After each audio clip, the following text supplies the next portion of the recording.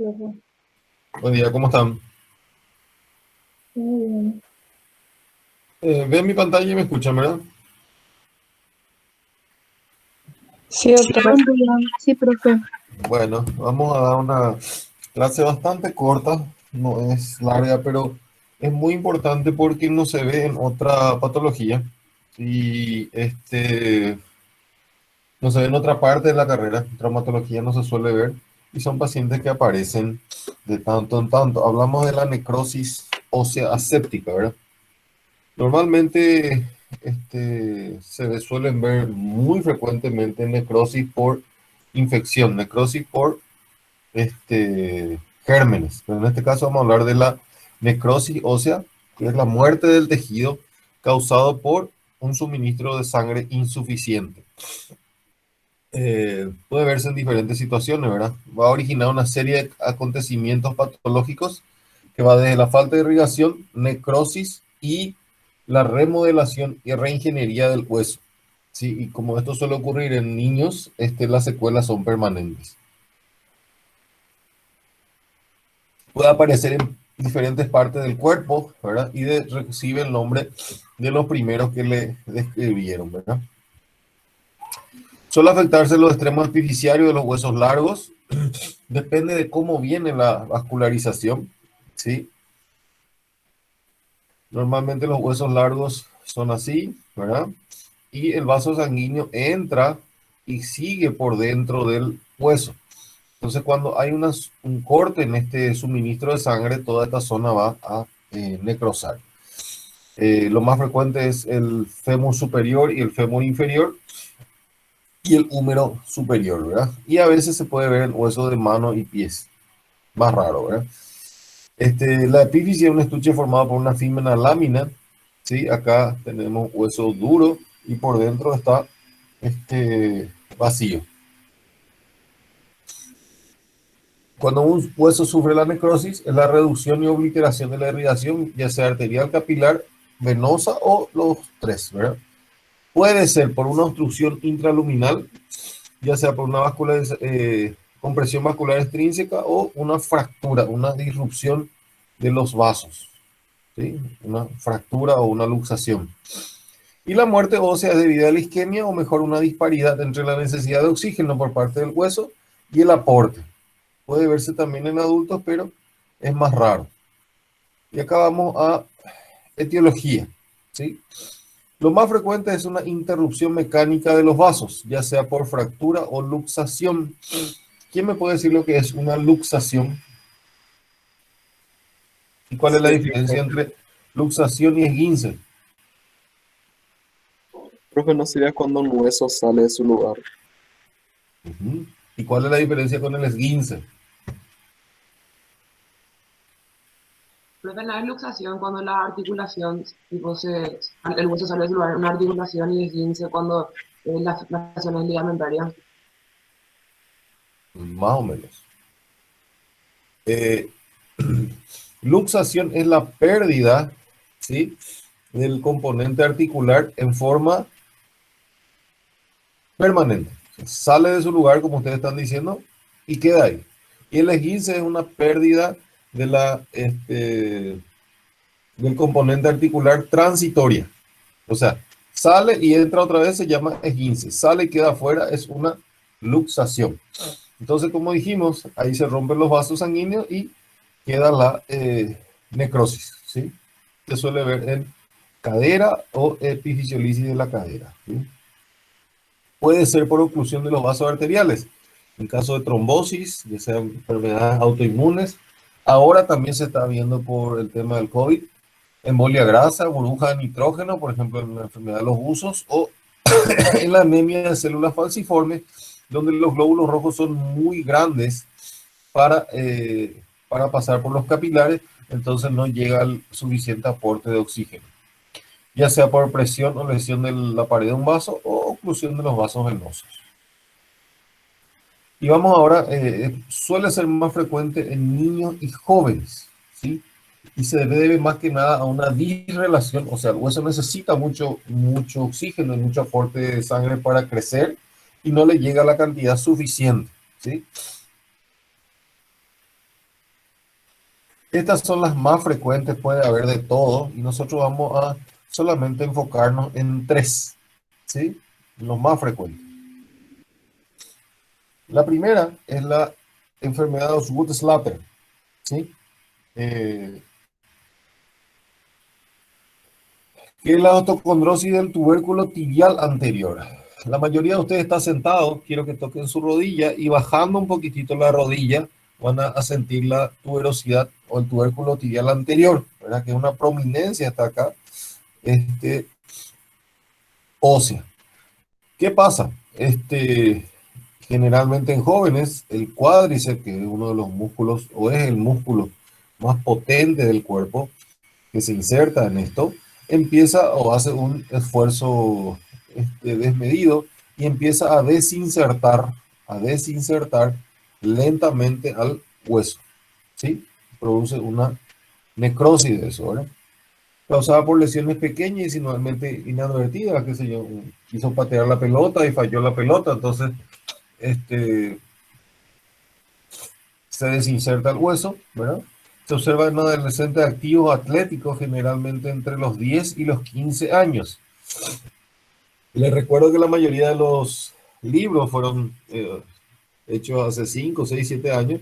Entonces se dice que es más frecuente en varones porque los varones jugaban más fútbol, ¿verdad? Hoy la frecuencia es la misma. Fútbol, básquetbol, más raramente vóley, ¿sí? O gimnasia. Síntomas. Es les pongo ahí como está en los libros, ¿verdad? Una hinchazón dolorosa, ¿sí? El paciente dice, me duele. Eh, Puede ser bilateral, pero no suele ser bilateral. En la superficie anterior de la pierna. Puede presentar dolor de pierna, a veces el paciente dice que le duele la rodilla y empeora con la actividad física. O sea, el paciente se despierta a la mañana sin dolor y duele cuando corre, salta o sube escaleras. Y uno toca esa zona, ¿verdad? Y le duele al paciente, ¿sí? Signos. El examen físico es el que hace el diagnóstico, ¿sí? Uno toca eso o a veces el paciente está sentado, así, con la pierna, así, perdonen el dibujo, uno le agarra de acá la pierna y le pide que extienda, ¿sí? Le pide que extienda, esto eleve la pierna, ¿verdad? Esto llega hasta acá, y uno se opone a eso y el paciente dice que le duele, ¿sí? Acá viene lo más importante. Para todas estas patologías, la radiografía puede ser normal al inicio, porque acuérdense que para que ocurra, para que se vea así como estamos viendo ahora, se necesita tiempo. El paciente dice, hace 3, 4 días me duele la rodilla. Uno la examina, le pide una radiografía y la radiografía le va a venir normal. La radiografía le va a venir normal, ¿sí? Ustedes ven, esto que está acá no es una fractura, es el cartílago de crecimiento. Esto que está acá no es una fractura, es el cartílago de crecimiento. Esto que está acá. Una vez que esto se sella, el paciente ya deja de crecer. Y acá vemos una radiografía tardía. Esto es a la tercera semana, ¿sí? Pronóstico es muy buen pronóstico, ¿verdad? No pasa nada. No tiene secuela, pero no debe progresar. O sea, el tratamiento básicamente es, el tratamiento no entra para nosotros, pero básicamente es reposo. Se le suele decir que se le ponga hielo y algún antiinflamatorio que lo que hace es calmar el dolor mientras el reposo hace su trabajo, ¿verdad? Si los síntomas no desaparecen, se puede poner una férula o yeso para que no extienda la pierna. Creo que es una imagen, ¿sí? Esta es la maniobra que les dije, ¿sí? Y a veces cuando el niño es muy pequeño, muy inquieto, se le puede enyesar simplemente para que no mueva. Simplemente para que no mueva. Y estos dispositivos ustedes van a ver que algunos futbolistas tienen para proteger porque tuvieron en algún momento. Ahora lo que mantiene es la tuberosidad puesta por este, el, el hueso, ¿sí?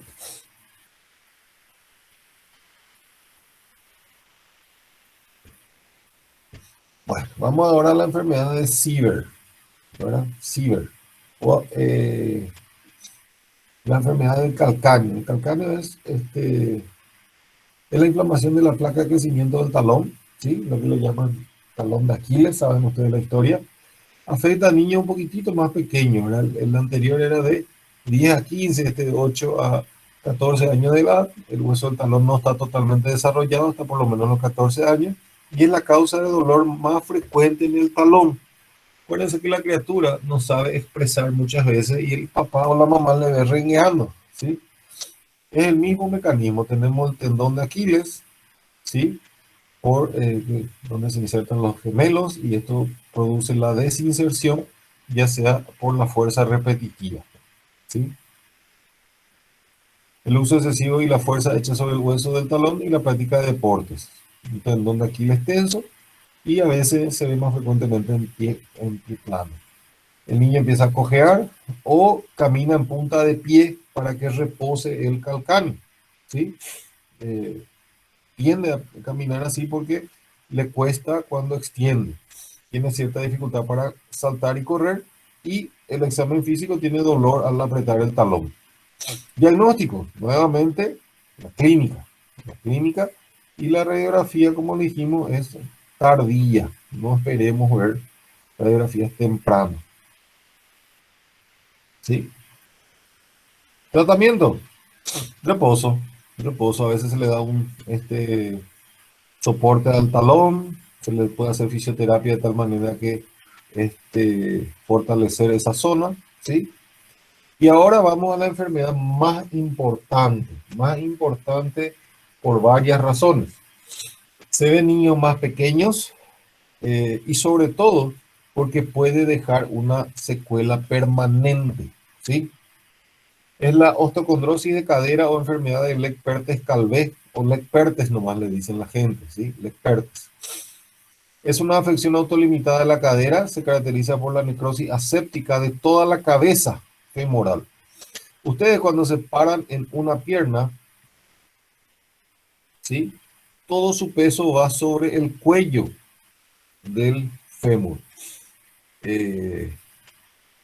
Esta es una obra de arquitectura fantástica y de ingeniería, ¿verdad? La cadera, el hueso del fémur, es un redondo perfecto, ¿sí? Y tiene todos los movimientos, pero está sustentada sobre el cuello quirúrgico de la cadera, que es esto, ¿sí? Ya sea por sobrepeso, porque las fuerzas actúan acá, acá, o por una vascularización insuficiente, necrosa la cadera. Y ustedes me van a decir cuál es lo que es tanto el problema de que necrose la cadera. O sea, todo bien que necrose, ¿cuál es el drama? La cadera empieza un remodelado, empieza a hacerse chata, empieza a perder esa circunferencia, ese círculo perfecto y se vuelve chata. Entonces el niño empieza a cojear y queda cojo de por vida. Ustedes me van a decir que tengo una abuela que se operó de la cadera. Sí, pero tu abuela ya no crece. Yo no le puedo estar reemplazando la cadera cada año a la criatura. No puedo poner un expansor y ir cambiándole cada año. ¿Entienden? En esta consulta con este paciente yo estoy jugando prácticamente, o me estoy jugando el pronóstico, no solo físico, sino mental de una criatura. Ustedes saben que en la escuela el bullying es terrible, ¿sí? Se presenta entre los 3 y 10 años, 3 años la criatura empieza a cojear. Los padres se asustan, le llevan al consultorio, ¿verdad? Es más frecuente en varones por el sobrepeso y generalmente de baja estatura. En niñas es menos frecuente, pero suele ser más grave, y 1 de cada 10 es bilateral. Bilateral, ¿sí? La causa, como se les dije, no está bien definida, pero es por un impedimento de la irrigación de la cabeza del fémur. Se hace más frágil y permite el aplastamiento progresivo de la cabeza del fémur, ¿verdad? El hueso muerto se reabsorbe, hay una neovascularización, el hueso se reconstruye, pero eso tarda 3 a 4 años y queda deformada, queda una cabeza plana. Acá vemos que hay una oclusión, la cabeza necrosa, ¿sí? Síntomas.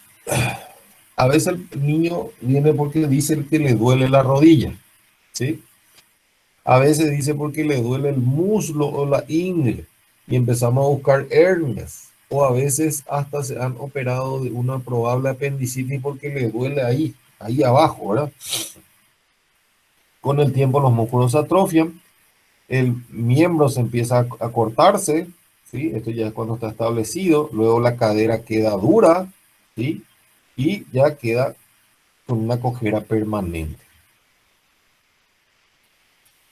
En la radiografía de cadera, ustedes ven, esto ya es una enfermedad establecida, está totalmente chata la cabeza, ¿sí? Esta cadera chata no sirve, cadera chata no sirve para los movimientos, ¿sí? Eh, y luego pierde esta esfericidad y se vuelve inútil. Tratamiento. Y atiendan bien. El tratamiento, ¿qué les parece que sería? ¿Cirugía?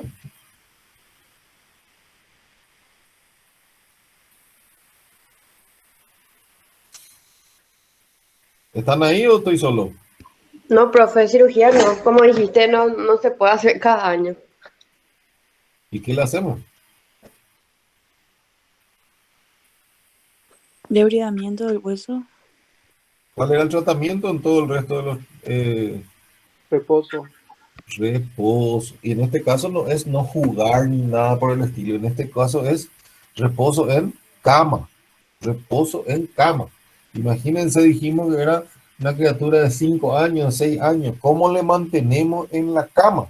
Tiene que estar en la cama por 3 o 4 semanas. Porque al levantarse, el peso del cuerpo actúa sobre la cadera, ¿sí? Reposo, ¿verdad? Depende de la edad, el pronóstico. Depende de la edad del paciente, ¿sí? Cuanto más joven sea, cuanto más sea cuando empieza la enfermedad, mejor va a ser el resultado. Cuando es más grande, peor es el resultado, ¿verdad? Entonces el reposo se le deja encamado. Y acá sí viene algo interesante. A mí me parece que es un leg perdes. Si yo le voy a pedir una radiografía, la radiografía me va a venir dentro de 2 semanas, 3 semanas. Los padres empiezan a estar ansiosos, pues yo le digo, no es nada que pues se puede quedar cojo. Imagínense ustedes decirle a los padres, peor si son padres separados, peor si viene la abuela y le digo, tu hija se puede quedar coja. Imagínense, varón o mujer, ¿verdad? Entonces, en este caso, la radiografía la segunda o tercera semana no me sirve. Entonces, ¿qué método auxiliar le puedo pedir? En fase temprana.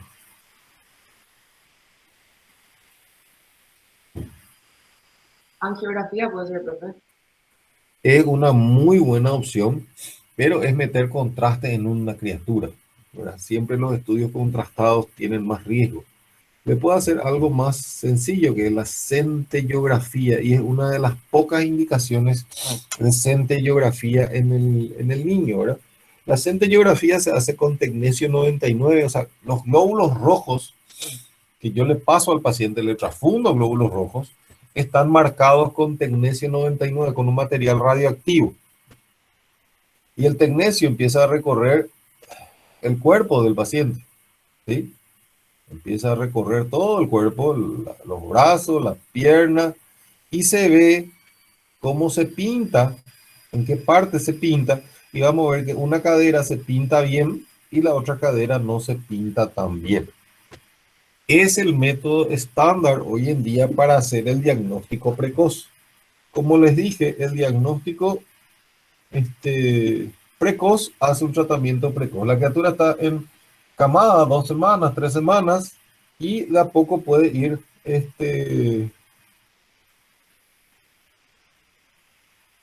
restableciendo a su actividad, ¿sí? Pero lo que más se hace, o sea, lo que está recomendado es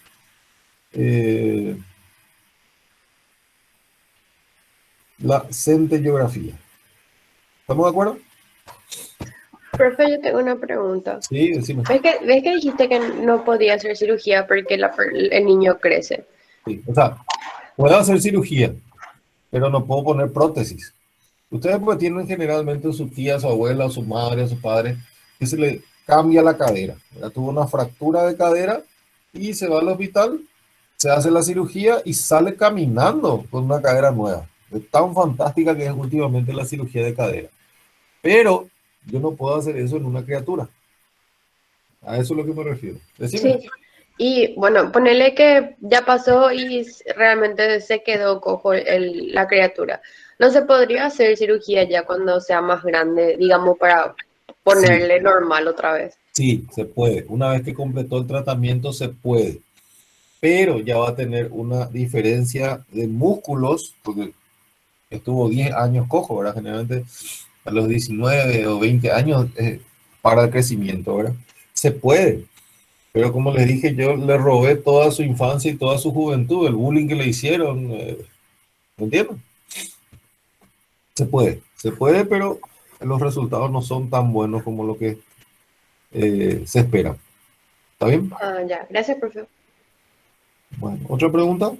Profe, Sí. en los niños que nacen con displasia de cadera, ¿se puede ver también esto? Sí, se puede. Cuando la cadera está afuera, sí. Ese es otro capítulo, pero sí puede ir a una necrosis. La displasia justamente es la falta de desarrollo completo, ¿sí? De la cadera. En estos casos la cadera ya está desarrollada y lo que quiere es crecer. Pero sí. Ok, gracias. ¿Otra pregunta? Sí, profe. Si la enfermedad se debe a que hay una oclusión en en uno de los vasos, ¿no hay una forma de destapar, por así decir, y restablecer el flujo? Sí. Como les dije, una de las causas es la oclusión, ya sea por una fractura inferior y hizo una embolia grasa, o por ejemplo en la artritis reumatoidea o en el lupus que tienen vasculitis. Pero lo más frecuente es que hay una disrelación entre el crecimiento y el aporte de oxígeno. O sea, la cadera necesita mucha sangre para crecer y por alguna razón no le llega suficiente sangre. Y como les dije, les mostré, la causa no está totalmente bien definida. Como está acá, ¿verdad? No se conoce, pero hay un impedimento en la irrigación. Vos me decís si no se puede transfundir, no se le puede poner sangre, oxígeno hiperbárico. Y no se probó todavía. Y como les dije, la solución es muy fácil, ¿verdad? Reposo, diagnóstico precoz y reposo. ¿Está bien? Dale, gracias, profe. Bueno, si no hay preguntas, quedamos acá.